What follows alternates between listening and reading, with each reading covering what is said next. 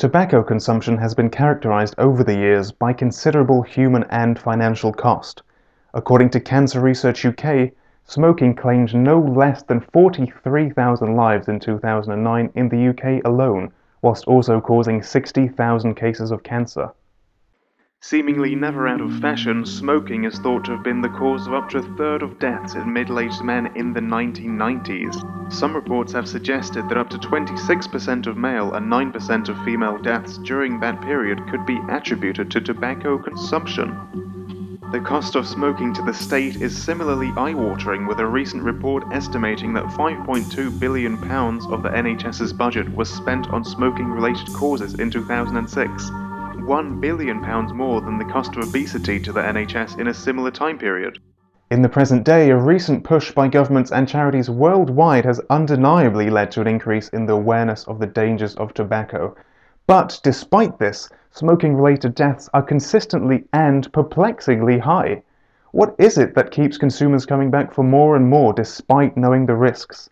The answer to that question is, of course, tobacco's most addictive component, nicotine. Of course, we as a species haven't always fully appreciated the risk associated with smoking and consuming tobacco. In fact, in the past, tobacco has even been used as a spiritual tool and wonder drug. But let's go to the origin of the problem. Where did tobacco come from? Tobacco smoking was first encountered by Europeans when scouts sent by Christopher Columbus to Cuba in the early 16th century found that native men were fond of smoking herbs from pipes that they called tabacos. The natives believed that tobacco had religious, medical, and ceremonial uses. Tobacco is known to have been part of Native American culture for many centuries, and there are even stone carvings dating back as far as 600 AD showing the consumption of the substance. The missionaries quickly brought tobacco back to Europe, realizing that it had vast market potential. After the plant was introduced to the French court as a wonder drug by the French diplomat Jean Nicot, it was given the name Nicotiana tabacum, literally Nicot's tobacco. Tobacco smoking was instantly embraced by the European elite as a fashionable product of the New World, capable of curing and preventing dozens of health problems. They couldn't get enough of the plant and ravenously consumed it in all its forms. By the early 19th century, the first commercial packaged pre-rolled cigarettes were made available. By 1881, companies had cigarette-making machines capable of mass rolling up to 120,000 cigarettes per day. By the beginning of the 20th century, many billions of cigarettes were being sold per year, making it available to all regardless of social standing, and truly accelerating the world's love affair with tobacco. As you can see, tobacco smoking has been present in human society for a very long time. But why have humans had a preference for tobacco in particular? What is it about this plant, the Nicotiana tabacum, that has kept us hooked for millennia? Why are our brain and mind so susceptible to its influence? The brain and our nervous system are made up of a complex network of wires and circuitry, much like the inside of a computer or television. The brain's wiring is known as neurons or nerve cells, and through these it is able to communicate with all parts of the body.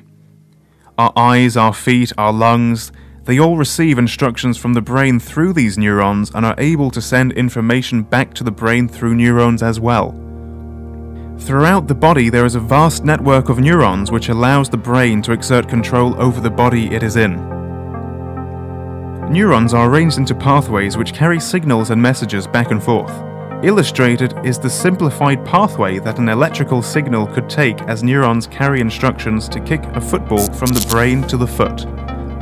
The cells are not drawn to scale. This diagram is purely for illustrative purposes. The current that flows through a neuron is called an action potential. When one neuron meets another neuron at a junction, it is able to pass on its electrical activity or action potential to the other neuron. As you can see, neurons don't touch each other directly when they pass electrical messages to each other. Instead, like in a game of netball where the neurons are the players and the electrical signal is the ball, the neurons pass their electrical activity to each other by throwing it across the empty space dividing them. This concept is vitally important to understanding how addiction works, as this is the process that most addictive drugs affect. In order for a neuron to transmit its signal to another neuron, it releases a conducting substance into the gap between itself and its counterpart. These substances are known as neurotransmitters and are crucial in the process of electrical signal neurotransmission. By passing neurotransmitter to another neuron, the electrical signal is passed on to the next neuron in the sequence. Once the neurotransmitter molecules bind to the surface of the next neuron, a reaction occurs that allows the second neuron to fire off an action potential and further propagate the electrical signal it received from the previous neuron. The brain is subdivided into various areas, each of which controls a different aspect of our behavior and livelihood. For example, in order to enable us to speak, the Broca's area is activated. When we analyze visual information coming in through our eyes, our visual cortex is activated. The different parts of the brain are made up of neurons, and they can also communicate with each other using longer connecting tracts or bundles of neurons. Nowadays, we are able to use modern technology such as fMRI to try to pinpoint the parts of the brain that are active during certain tasks. The blood supply to our brain carries oxygen, which is vital for our cells to function. The brain is able to regulate blood flow to different parts of the brain and distribute it according to our brain's activity. In other words, parts of the brain which are more active during a certain task receive more blood. So, for example, during speech, the Broca's area receives more blood flow because it needs the additional oxygen to be active. By using fMRI, we are able to visualize the blood flow to different parts of the brain by using a large and powerful electromagnet. The magnetic properties around brain regions change in response to the blood flow they are receiving, and the electromagnet is able to pick up on these changes and convert them into a visual map of activity that researchers and doctors can study on a screen.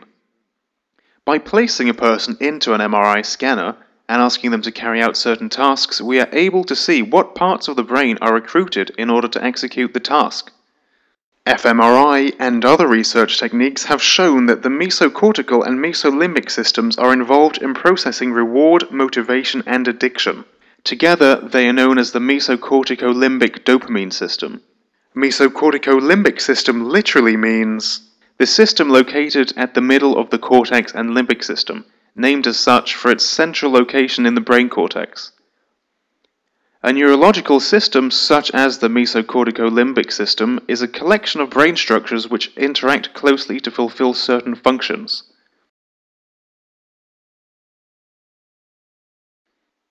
The mesocortical and mesolimbic systems form part of the reward system of the brain, which induces feelings of pleasure when actions beneficial for survival and propagation are carried out. For example, when eating or during sex, the reward system is activated, which causes positive sensations to be felt, making people seek out such experiences again. It's a highly effective system which helps motivate us to survive. Most importantly in addiction, the mesocorticolimbic dopamine system contains two crucial structures: the ventral tegmental area and the nucleus accumbens. When these two structures are active and interacting, feelings of pleasure or withdrawal are experienced. As mentioned earlier, electrical messages and communication within different brain systems are operated through the medium of various specific neurotransmitters passing electrical signals between neurons. So, within the mesocorticolimbic dopamine system, the predominant neurotransmitter passed around between neurons to mediate the feeling of pleasure is dopamine, often called the pleasure transmitter.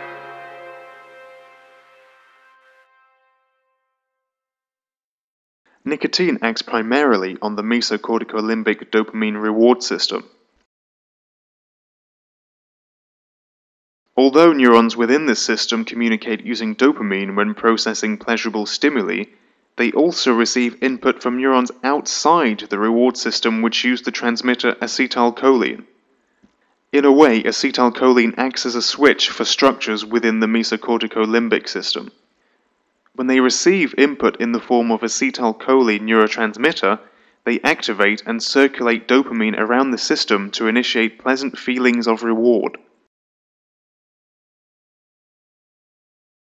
Let's zoom in again. In order for a transmitter to bind to the surface of a neuron and initiate an action potential, it needs to attach itself to a protein on the neuron called a receptor. These are highly specific. An acetylcholine receptor will only bind to acetylcholine. A dopamine receptor will only bind dopamine. This is due to their shape and the shape of the neurotransmitter that they bind to. Only the matching neurotransmitter will fit into the matching shaped receptor, much like in a shape-sorting toy. So here, for example, each different hole is a different type of receptor, and only the matching neurotransmitter will fit into that due to its shape. So for example, if the square here is acetylcholine, it will fit into the acetylcholine receptor, but it won't fit into the triangular-shaped dopamine receptor. Neurons have a delicate balance of chemicals within them that let them maintain a resting, inactive electrical state. When enough receptors on their surface bind to a ligand, such as acetylcholine or nicotine, a reaction occurs that disrupts this delicate balance and initiates an electrical reaction. A certain amount of net electrical change needs to be reached for the neuron to activate. Once the required number of receptors on a neuron surface have bound to their receptive neurotransmitters, then the neuron can continue propagating the electrical message. Acetylcholine receptors, which need to be filled in order to initiate a reward or pleasure sensation, come in two forms: nicotinic and muscarinic, also known as NACHRs and MACHRs.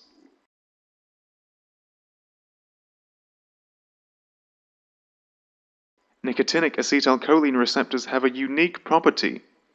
Their shape allows them to bind not only acetylcholine, but also preferentially nicotine. Nicotine itself can be either charged or uncharged, which alters its properties when interacting with cells in our body. We are most interested in charged nicotine. This is the one that binds to the nicotinic acetylcholine receptors. Charged nicotine cannot enter cells directly. It is said to be membrane impermeable. In other words, it cannot penetrate cell membranes, but it can interact with cells by binding to their NACHRs. The binding properties of a receptor are often determined by the protein subunits that they are composed of. Nicotinic receptors come in various forms, but their most common and relevant one is made up of 5 beta-2 and alpha-4 protein subunits.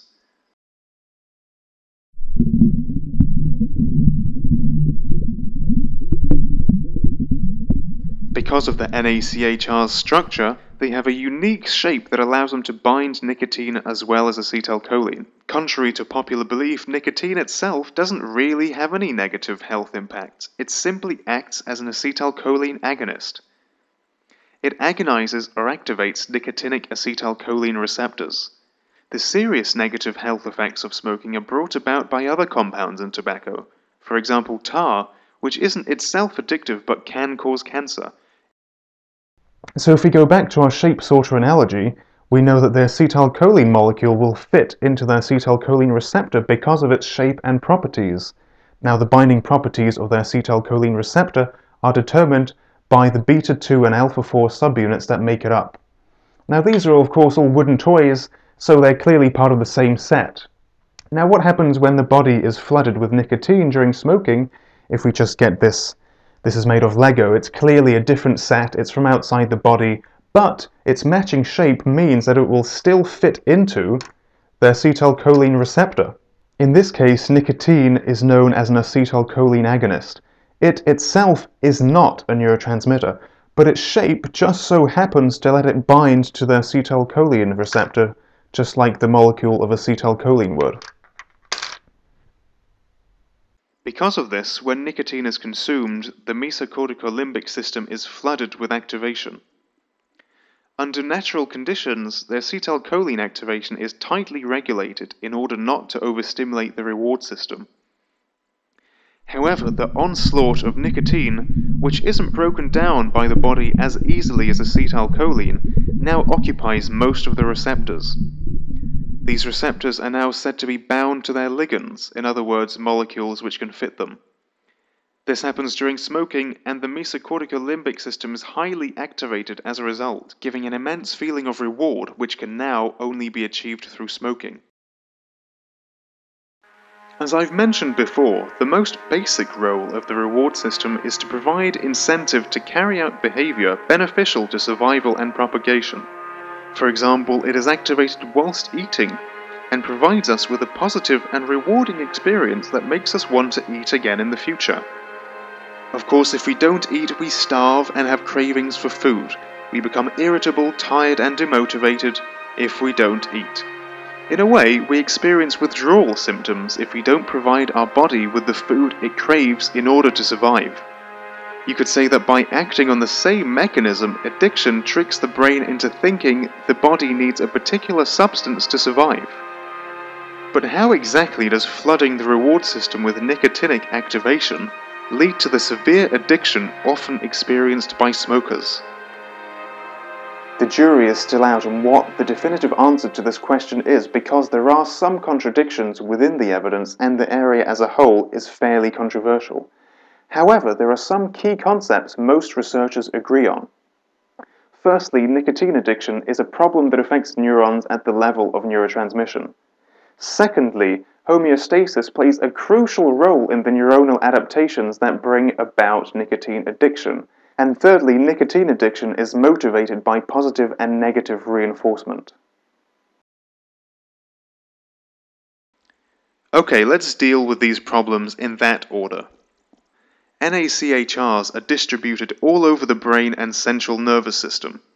So although there are dopaminergic neurons within the mesocortical and mesolimbic reward system that receive input from NACHRs, there are neuronal circuits in other parts of the brain which use transmitters such as GABA and glutamate that also have NACHRs, and therefore may play a role in addiction.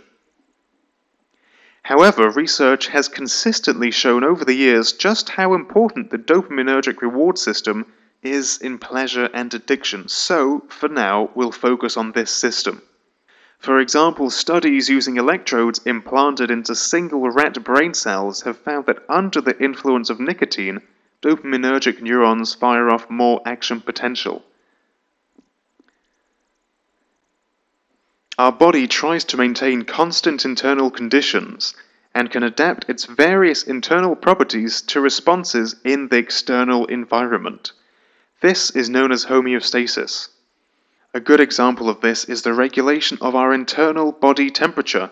If we enter a hot room, the heat energy is transferred into our body, raising our temperature. However, our body compensates by this by opening its pores, dilating blood vessels, and sweating. And as a result of this, we keep our body temperature at an unaffected 36.6 degrees, so that our cells and internal body processes continue working at optimum efficiency. The nervous system operates in a similar way. It can alter its various properties to suit its external environment. NACHRs exist in various states of sensitization.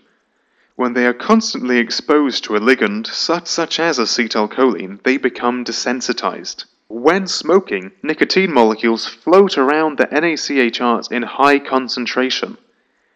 Not only that, but the body isn't as good at breaking them down and removing them from the NACHRs as it is with acetylcholine.